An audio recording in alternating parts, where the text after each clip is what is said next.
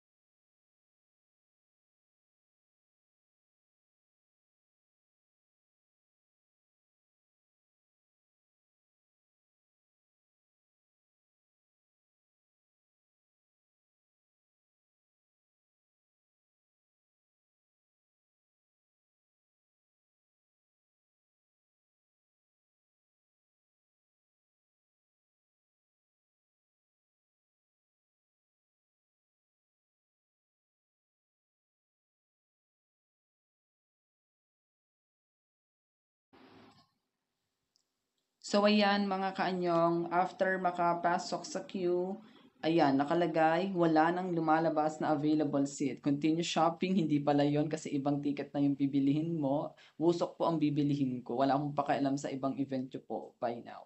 For now. So, yan. So, refresh lang po ng refresh. Ayan. So, may lumabas na lodge na available. Ang plano ko sana is royalty. Pero, sige, refresh lang ng refresh hanggang sa magkaroon ng available na higher tier. So, yan mga kaanyong, nagdalawang isip ako, i-check out ko na ba or hindi. Then, pagka-refresh, biglang nawala na rin si Lodge. Sold out na daw, kahit hindi pa naman talaga. So, keep on refreshing lang mga kaanyong para, malay mo, makasecure tayo ng ticket. So, yan, Lodge pa rin ang lumalabas. Ayoko ng Lodge. Second floor yan at malayo. 'Di ba? Oh, 'di ba chinek ko pa talaga. Second to the last tier. Ayoko ng ganyan. So, yan. So, refresh lang. Sold out daw. Syempre, hindi tayo susuko. Kailangan nating makasecure. So, yan. Wait lang. Hanggang sa makasecure tayo mga kaanyo. So, hindi ko siya ikakat habang nagre-refresh ako. Kung medyo naiinip kayo, gusto nyo panoorin until the end, fast forward nyo na lang ha.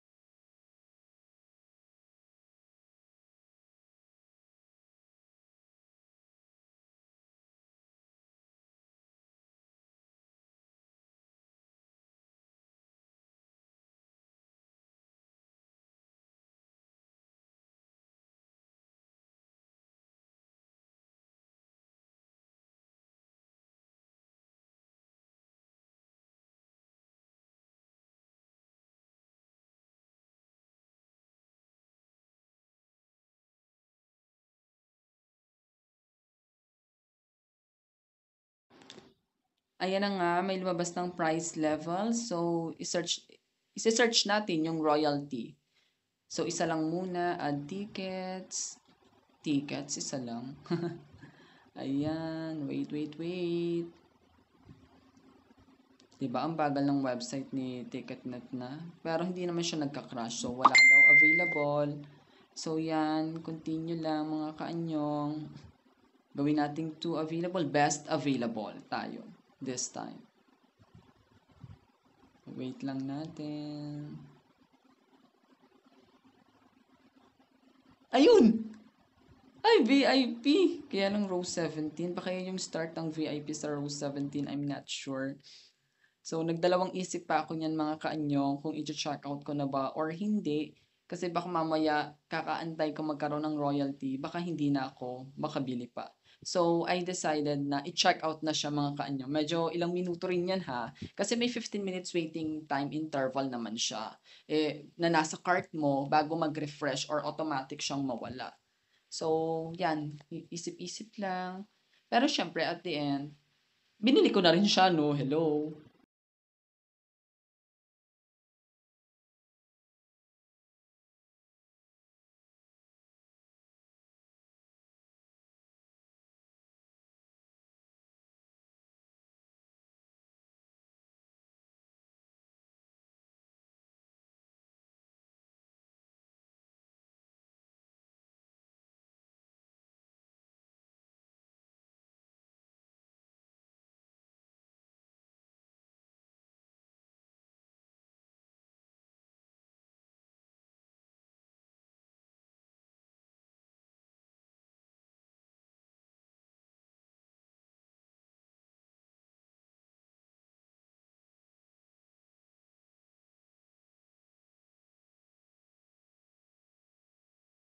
Ayun na nga mga kaanyong, nag-try ako mag-add ulit ng another ticket, pero hindi pala pwede nga talaga. Maximum of 2 tickets lang per checkout. So, medyo napaisip ako dyan actually kung i-delete ko yung isang VIP, then try again another one. Pero, huwag na lang. Baka, imbes na ayan na, maging bato pa. So, tinuloy ko na talaga ang pagbili nitong dalawang VIP. And hindi naman to sa akin actually. Pinabili lang to. So, yan.